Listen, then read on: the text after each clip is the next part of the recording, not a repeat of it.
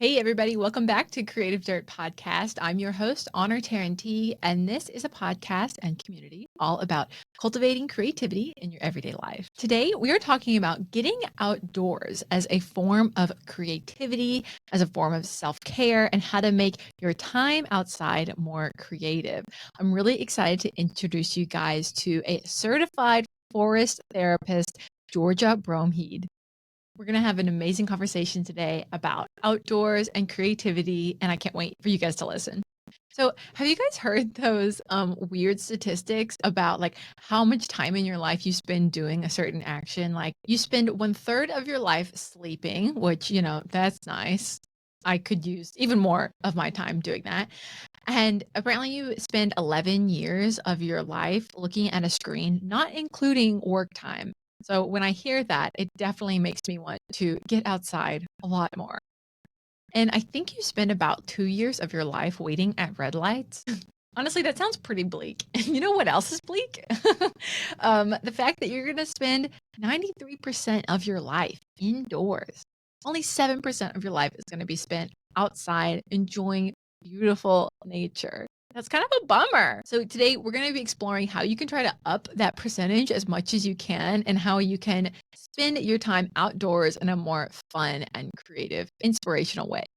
So if I have to be honest, I am kind of more of an indoor girl, especially right now. There's a lot of cicadas going on in Tennessee. It's pretty buggy. It's pretty muggy also, with like the humidity and stuff. I also have pretty much like a reptilian body temperature, so I get cold very easily. So I don't like to spend a lot of time outdoors when it's chilly or too cold. But actually, research shows if you spend at least 20 minutes a day outside, you can really reduce your stress levels. And that's being outside and just like existing. That's not like hiking or biking or doing something active. That's just like being outside. And I think of all of the self care experiences that we've explored so far, this one really has the most like benefits that you can really think of right off the bat in terms of a mental health perspective. Personally, I do really enjoy being outside because I feel like it really just helps me reframe my perspective, especially when you look up at the stars at night. You're like, wow, it's not just me in this big world or universe. And I can kind of think of the times as a kid that I would play, and a lot of that play that we've talked about on Creative Dirt, how kids associate, creativity and play. A lot of that happened outside for me as a kid. So I would go and like pick berries off a tree and like smash them together. So I think outdoors and play can be really, connected. Obviously, recess as a kid, something we did outside. So when was the last time that you just played outside, that you frolicked, that you didn't do something outside with like a point of doing it? If you think that's just for kids, I would challenge you to think again. Today, we're going to talk to Georgia Bromhead. She is a certified forest therapy guide. She's going to impart so much wisdom about being outdoors for self care. And I can't wait to just hop right into that conversation. So let's get into it.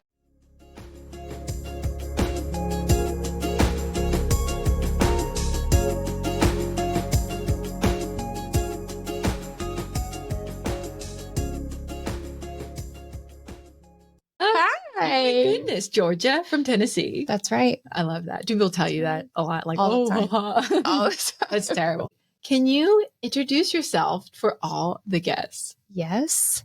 I'm Georgia Bromhead. I'm a certified forest therapy guide through the Association of Nature and Forest Therapy. Okay. That has been a later in life thing for me, though. I'm from Nashville. I worked in nonprofit world for a really long time, and then had a kind of personal sabbatical where I traveled the world and did all kinds of different things. Oh my gosh. And then came to forest therapy. I'm now a mental health therapist, so clinical mental health therapist. Okay. So I work with trauma therapy, or in trauma therapy for my daytime life. Okay. This is so fascinating. I have so many questions. Okay, so let's talk about Japan. So you were in Japan, and that's kind of where you discovered forest bathing or therapy as a discipline. Can we talk about your discovery of this? Yeah. So I worked in a kindergarten. I taught all ages, but went to a kindergarten and noticed their nature connection. The windows were always open, and they brought nature in and spent a lot of time outside. So I thought, oh, maybe I'll start a nature preschool. Maybe this is my new thing.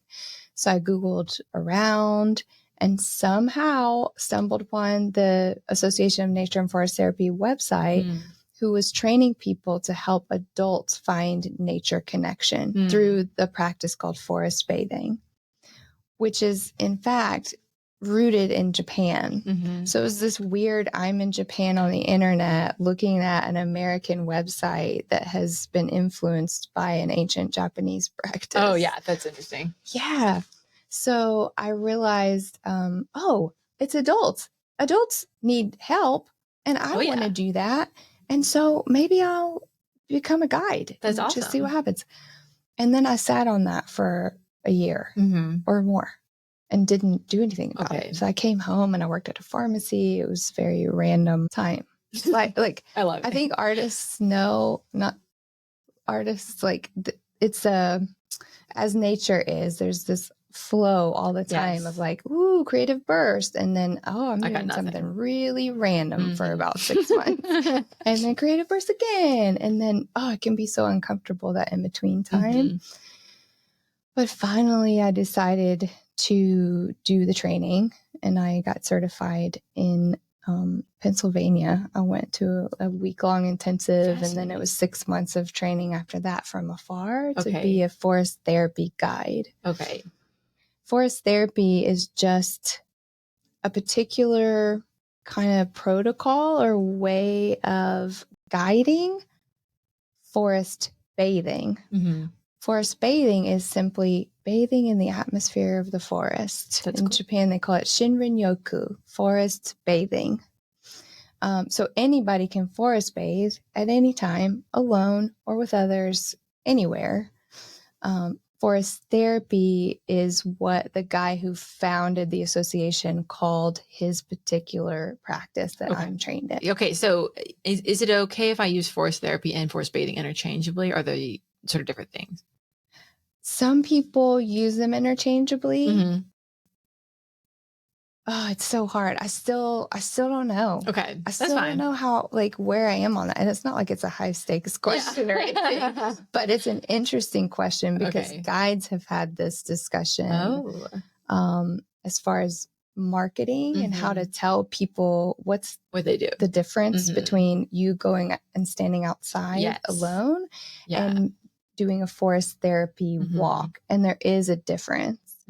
I think forest therapy, in essence, is being guided. And it's a specific sequence of invitations that we offer that's meticulously crafted and research-based to help people get from left brain to right brain through the senses and body connection and sensory connection. So you're forest bathing the whole time, but forest therapy is the particular approach to help you get to forest bathing really healthfully. Okay, that makes sense. Okay. That's cool. Yeah. Okay, so when someone goes into a forest therapy session, what can they expect? Obviously, they can expect the outdoors. Yes. But beyond that, what will it look like? It's a series of invitations to connect with the land through your senses.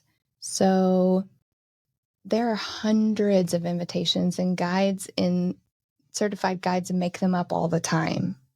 You know, they create them from their own nature connection and observation. It's really neat to be in the community because you get to hear all the new invitations. That's cool. But for example, you know, find a spot to sit or stand, look through the trees to the sky, count how many pathways you can travel to the sky through. That's so cool. A little bit clunky because I am making it up and I'm also inside, not in the zone. But so that would be vision. And also imagination is a sense.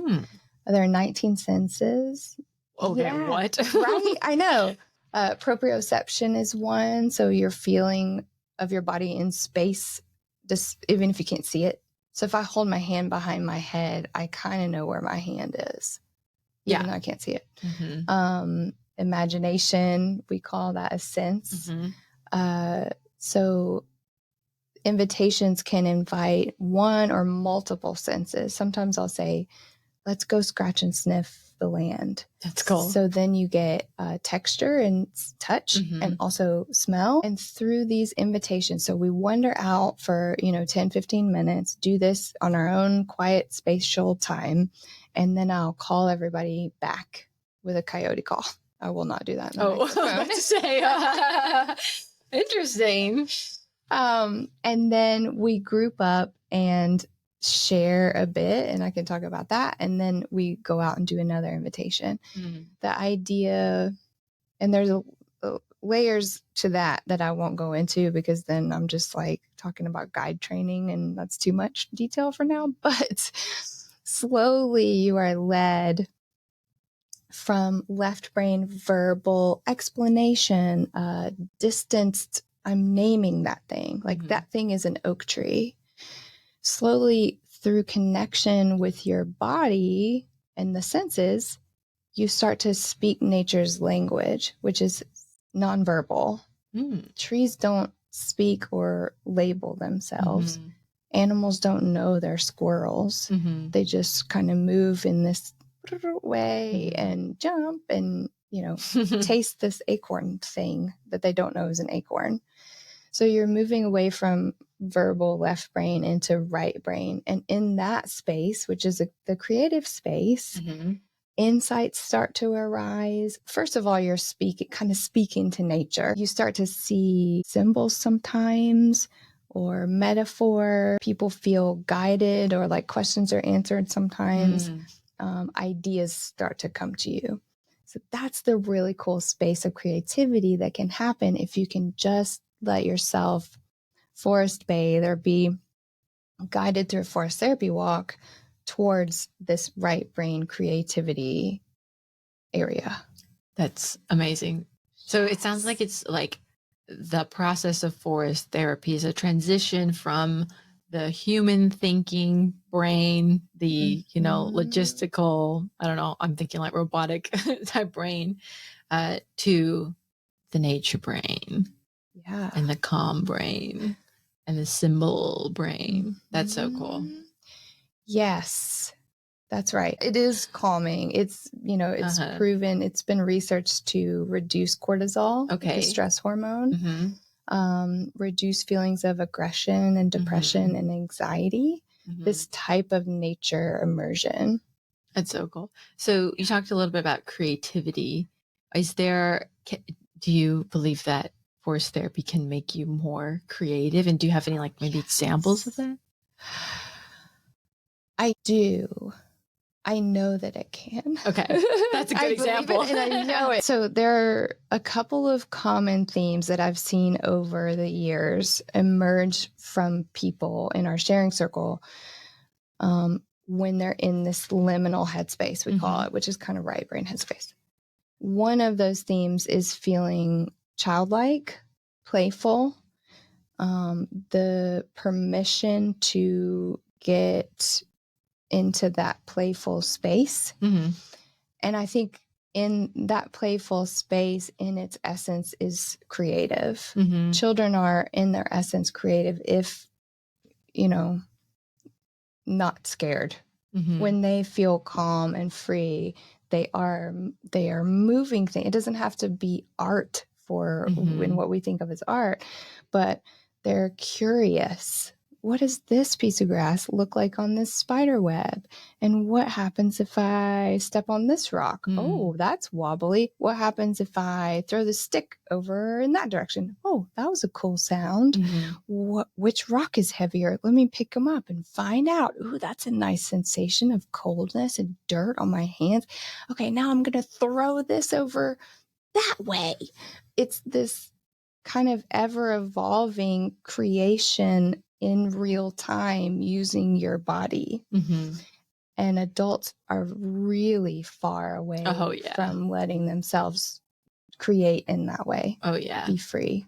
That's so hard. Yeah, we don't pick up rocks. No. We're trying to solve problems. I feel like I'm like a problem solver. We're trying to solve problems. Okay, gotta go to the grocery store, gotta do this, gotta do that. And in a lot of the conversations I've had with folks in this room and other places, when we talk about creativity, we say, where do it start? Where does it start? And it always kind of goes back to that childlike space. Oh, neat. And folks are always like, well, as a kid, I like to blank this and that and color and that. And so, yeah, I think a lot of people definitely relate creativity to being a child, because when you're a kid and you're doing art, you're not an artist. You're just a kid being creative. Right. And as adults, we kind of think, oh, if you're creative, like you're an artist. Yeah. It's like, no, everyone can, pick up a crayon and do something with it. Yes. Yeah. You really become a part of the whole system too. You are creating, there's a ripple effect from your existence in the forest that day. There's a footprint or a leaf moved. So your very presence is a creative force that cool. changes the landscape in a slight way. It's interesting because it's like, if you think about humans in nature can be a creative force, or even unfortunately a destructive force, as we've seen with like deforestation, so many things that's going on in the earth. Yeah. But yeah, it's interesting to think about humans as a creative force in nature, because that's not something I normally think about. Right. And how can we be a creative force in nature and be kind to it and give back to it, rather than a like taken away from it kind of mentality. I think first we have to build a relationship with it and really understand that it's pretty sentient. It responds to our touch. And so seeing it in its true nature, for lack of a better word, I think is the key to treating it more kindly. And I think that's what Amos Clifford, the founder of the Association of Nature and Forest Therapy, has in mind too, is you can't, be kinder to the earth if you don't know it. People tend to be kind to things they know or people they know. And we've lost that.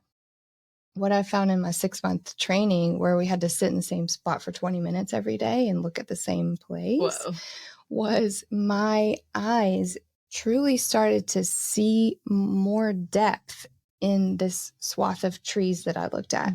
At first, it was kind of just this green blur,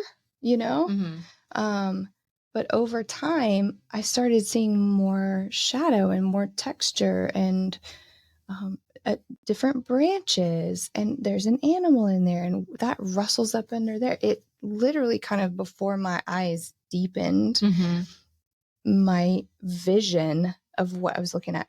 And I think when people, especially if they've been away from nature for a long time, and I've had walkers like this, where we're standing at the front of the trail and I understand how they are seeing the environment kind of flat and kind of intimidating. Nature can be pretty scary for a lot of people. And I'm tender to that. I get it, because it's unknown and it looks like a brown and green scraggly yikesville.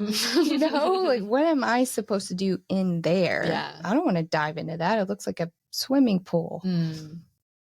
But as we move really slowly and start to notice tiny details and what it smells like and what it sounds like, then it all kind of opens to you in a way that feels safer and more manageable, because you, instead of seeing it like this big painting, you actually understand that it's alive and it's full of hundreds and hundreds and hundreds of tiny beings and big beings all in this system together. That's cool. So that is such a beautiful arrival process that is relaxing and therefore kind of helps people get into a more intuitive headspace, calm headspace, which is where creativity arises. I don't think you can create, and I'll tell my clients this too, you can't create from a heightened nervous system place.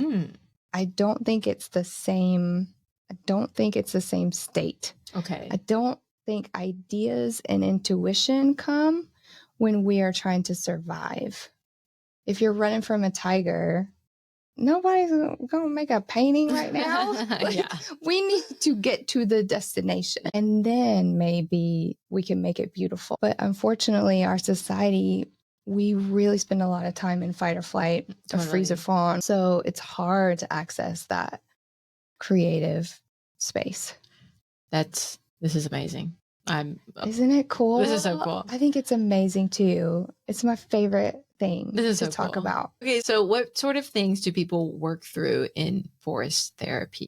Usually I get a lot of individual clients who are seeking nature connection because they had it as kids and have lost it and are trying to find a way back to it. That's the usual vibe. It's usually curiosity. Okay. What is this? This feels right. Yeah. And that's the very first little glimmer of kind of an intuitive leaning that gets people to my website, for example, and gets people on a walk.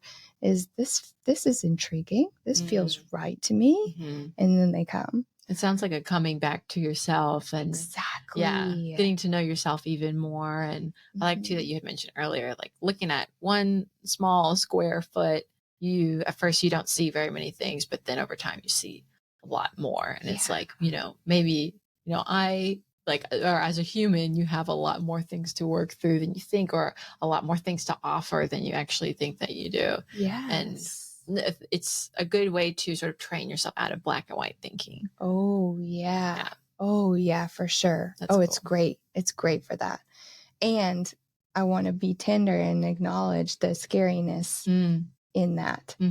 The difficulty in slowing down and putting survival and achievement and production to the side for a minute in order to let your mind have this rest. And it's a wondering, WANDER. Yeah. You really wonder. And in that same vein, one of my favorite aspects of forest therapy or forest bathing too is reconnecting with intuition and desire. Because it's so open, we never would say, go touch that tree for 30 seconds and come back and tell me what you learned. No way. It's very open. So we'll instead say, find a tree you feel drawn to go to. And then So there are all these tiny moments where people can practice with no pressure and no judgment because there's no answer. And I'm not staring at them, waiting to see what they do. They can practice, what tree do I want to go to? And sometimes people will take a solid bit of just looking around, finding the tree they think they want to go to, and they find it every time. That's so cool to me. That's very cool. Because I know we all have it. We all have intuition. And so it's that I think is related to creativity too. Oh, like what lights me up? What is that tiny little spark inside? Oh, it's that tree. All right, cool. No reason. Just want to go touch that tree. That's cool. Awesome. So it's flexing that muscle of I want to do this intuitively for no reason other than just to feel this pleasure and make something. There's another invitation where we say make an offering to the land. It can be a fairy house, or it can be a song, or it can be a little pile of rocks, whatever. Or you can literally move a leaf, or it's just your presence, just stand there. And that's a really cool one. That is very cool too. But I usually would put that at the end. Okay.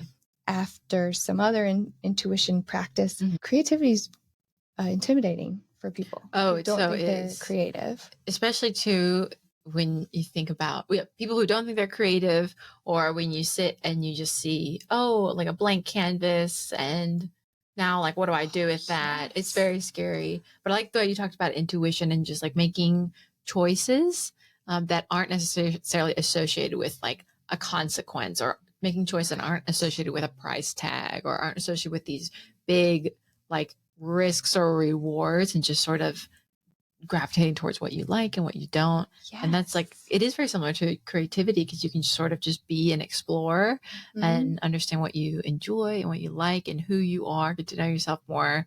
But it's kind of hard to do that in everyday life, because it's like everything has like a timeline or consequence or something to it. Right. Yeah. And even art. as it is in nowadays. You know, there's like, everybody's watching me. It's on Instagram. Yes, and it has to totally be the most cool and most avant-garde and the most edgy, and like, can't do that. Stifles any real epiphany moments, you know? Yes. This is awesome. So, okay, if we have any folks who are not able to access forest therapy, do you have any advice for something that they could do? Because I know forest therapy is different from just getting outside. What are your thoughts about like something someone could do there? Yes. I am because I live in an urban environment, and I also am very anti-shame. I love saying, hey, you don't have to go to a park to have a nature connection. No way. You can do this with your houseplant, your Christmas tree, the trees at Kroger. Oh my goodness. So like Target's bushes or Publix trees. So I would encourage just micro moments at first. If you can manage, maybe the most minimal thing would be, say you park your car in a parking lot. Take just a second to let your eyes wander to the nearest natural being. They are there. You will find them. Notice the shape. Notice the color. Notice any movement at all. Okay, that's it. Now go to the store. Just observing, because like you had mentioned earlier, we can't sort of give back to nature and love it and experience it unless we know it. So just being more aware that it's around us and sort of, for lack of a better term, honoring it in that way. Yeah, honor it. That's cool. So that would be a minimum kind of little reminder. Okay. Also, step 2, I would love to make a little booklet that just walks people through this. I think that would be really fun. That would be literally awesome. Wouldn't it be cool? You know, maybe the next time you walk from your door to your car, turn and notice if you see any grass at all. Lean down, let your palm of your hand just touch it. Maybe touch it lightly, maybe push down a little bit. Flip your hand over, let the back of your hand touch the same grass. Notice the temperature, notice the texture, wetness, dryness, crunchy, cold, hot. Okay, go to your car. I'm totally touching grass when I get home. Yes. It's so simple and it's all around. And when you really let your own body start to use what we've got, it opens up a whole world. And it doesn't take 6 days in the Amazon to have a nature connection. It's these tiny little moments. I do find that the more I practice, the easier and quicker it is for me to get into this headspace. So I'll obviously like come on out and like let me guide you too. Cool. But these truly are ways to, you know, touch, feel, look, listen, minimum. And then you'll start to get curious and just notice all these beings around us. And just start to be mindful about the nature being around us. Yeah, I wonder if you get any people saying like, oh, like that's just getting outside, which is super annoying. But what is sort of your response to those people? If anyone listening is sort of facing that, if they're trying to engage more with the outdoors and engage more with the outdoors in a forced therapy sort of way, and people are like, oh, that's just getting outside, old-fashioned way. Like, yeah. What do you say to that? That happened more like 5 years ago when I first started practicing. It's tough, but because I knew the practice and what it felt like, it was easier for me to not be really, you know, thrown off by that. I think if you're not drawn to it or open to it, that's okay. It's not for you right now in this moment. What I would ask is for some openness to let other people seek what feels good to them.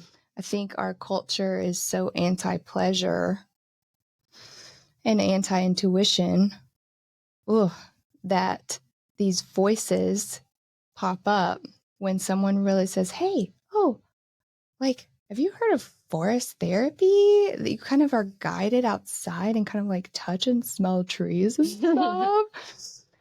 Naturally, there's this fear that our society has against pleasure. There's fear from pleasure. Ooh, it's too sensual. Or, too weird or something. Like, what spooky thing are you guys doing out in the woods? And so those voices of, just take a hike. That's what I do. Yeah.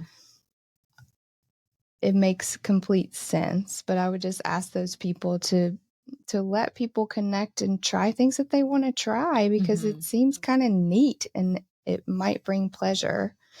And if someone's on the fence, they are intrigued, but then they think, well, what's the difference in this and me just walking around in my yard?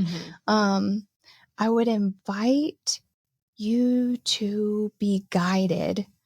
I think it's really hard for most of us to make the leap from left brain to right brain alone sometimes, because we spend so much time in left brain problem solving mode, like you talked about.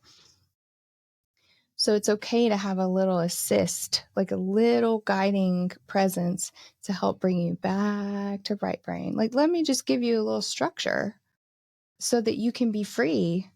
That's a forest therapy walk. It's structures for freedom. That's cool. Yeah, it's so cool. I love it so much. I like the idea too, because it's obviously called therapy. So thinking of it as therapy, and because people, today the stigma around that is totally not what it has been. Yeah. So if you say, I'm going to therapy, people don't look at that twice. But for forest therapy, actually, when I have told a lot of other people, like, oh, I'm interviewing a forest therapist, they've been like, what? That's so cool. I can't wait to listen. So that's the general people are really interested in it. Yeah. Because it's not a type of therapy that you really think about. Right. It's all new. And even somatics, like body work therapy is so new too in the field of therapy. So if people are more, science brained and want proof or research, there's a lot of cool research about nature immersion. One of my favorites is studies done by Stephen and Ann Kaplan. They're a married couple scientists. They talk about this experience called soft fascination versus hard fascination. So hard fascination would be something like Netflix or journaling or reading, where we're taking in information, and it's kind of relaxing, but we're still processing data. Soft fascination is watching a candle flicker, watching a waterfall, looking at a ripple in a pond. It's that starey headspace that you can get into usually as a kid, where it's staring. Like lava lamps? I used to do that a lot. Yeah. Great. I have a lava lamp in my therapy office for this reason. Yeah. Love lava lamps. Yes. Watching a lava lamp. Soft fascination. They have found the more time we spend in soft fascination, the more brain space is cleared, basically, for creativity. Whoa. That's super cool. So it's like defragging the hard drive for those people born pre-1990 remember home computers. It's like defragging your system. We can't spend all the time we spend in hard fascination because it doesn't clear any capacity for attention. They call it attention restoration theory. To restore our attention, it's so cool, I know. So we can restore our capacity for attention by engaging in soft fascination, which is staring at natural movement. This is so cool. But this actually makes a lot of sense, because I think of when I work all day and I come home, all I want to do is like relax and do nothing. And when I think of doing nothing, it's like, oh, I'm watching Netflix, I'm on TikTok, I'm doing these things. And then I, number one, don't necessarily feel like rejuvenated after that. And number two, I still don't have energy to do something else or do a creative project or something like that. Yes. So I like the idea of like spending time in soft fascination, whether that's a lava lamp or just hanging out, observing the outdoors. Yeah. I Watch like a tree blow in the wind. Yes. I love that idea because then you have more space and energy and capacity to do other things after that. Exactly. That's super cool. I've never heard of that, but now it's like clicking for me. Right? It clicks for me too. Yeah. And it's contrary to what everyone's doing, sadly. Totally. And it is really hard. Even I have a hard time. I work, I have kids. It's hard for me to take time to stare out the window. It feels unproductive. But in fact, it's the most productive thing I could do. And I want to talk to businesses about this more. Like, hey, please dudes, do. Please do. Let your staff have some forest bathing time. Yeah. And in fact, your productivity and creativity will increase. That's cool. Because their brains are restored. Well, it seems like sleeping too, in a way. Like everyone needs sleep. Every single person is sleeping. Well, most people are sleeping. And it's the same thing, like it restores your brain. And so it's like you still need that throughout the day as well. Yes. Through forest therapy. Yeah. That is so cool. It's so cool. I have one last question for you. Okay. And it is, why do you love the outdoors? Oh man, what? It's a deep one, so sorry. Oh, I mean, that's such a beautiful question. I say them because the outdoors to me isn't one thing. It's like all these beings everywhere around. They're always there. They are a constant, stable, quiet, inviting, fierce presence.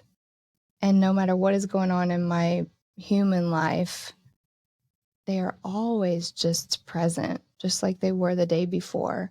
And if not, there's a reason. There was a storm that took out that tree or something like that, but the tree's body's still laying there. And now I can see what happens when a storm comes. It's just, the pace of the way those beings live feels so in harmony with the pace of my heart and spirit. That makes sense. And opposite to everything else in the world. Yes. That makes sense. Awesome. Well, thank you so much, Georgia. This was fantastic. So much. It was so much fun.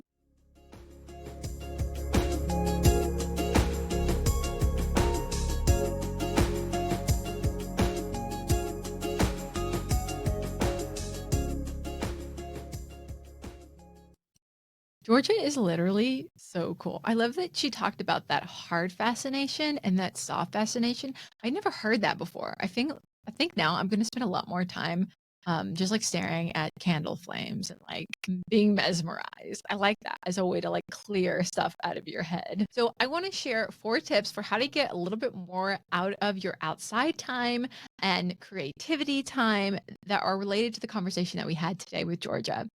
So first, I would say double stack your outdoor time. And by that, I mean read outside, craft outside, have a dinner party with friends outside. Try to do more things that you're already doing, but just instead of having them indoors, do them outside and see what sort of different experiences you might be able to have in a different environment like that. Another really fun creative thing I think you can do outside is that if you go on runs or go on walks, you can sort of be creative with that. So you can take little items from your walk and then make a creative collage with that. Maybe it's like little sticks or little leaves. We're going to talk to another guest later on this season who did a project like this. Her name's Nina Coyle, and she's so cool. I love her. But she's going to tell us a little bit more about how she did this. So go ahead and get started in a project like that and think about how you can collect fun, weird stuff outside and make it art. I know my husband recently went to New Mexico to visit his family, and he came back with some big rocks from New Mexico, and he just has them like in our room because he enjoys the rocks that remind him of somewhere that his family is from, somewhere that he loves. Number 3, this one's kind of basic, but I would say grow a plant. Try to grow a plant, any plant. If you didn't already know, gardening actually fulfills each step of the hierarchy of Maslow's needs. So like, it's obviously can bring you like food, and then gardening can also like bring you self-actualization and belonging and all that stuff. So if you're not into gardening, try to get something really easy. Get a cactus, get a mint plant. Those are usually pretty good herbs. You can definitely do this, guys. Even if you're in an apartment where you may not get much sun, grow lights are a thing. I would just definitely encourage you to get gardening, especially as the summer comes along. It's going to be a lot of fun. And lastly, I would say spend more time in soft fascination. You don't have to be doing anything or process anything. Just be outside, pick a tree limb and stare at it and watch it sort of flow in the wind and just exist. I feel like we spend so much time, always doing something with a purpose, with a point. It's also valuable to spend time doing nothing. I hope you guys enjoyed this episode. Thank you so much for listening, and thank you to Georgia for joining us. If you liked what you heard today, I would love for you to give us a 5-star review on Spotify and Apple Podcasts. You can also connect with us on Instagram at Creative Dirt Podcast and YouTube, and we will see you next time. Thank you guys so much for listening. I'm rooting for you.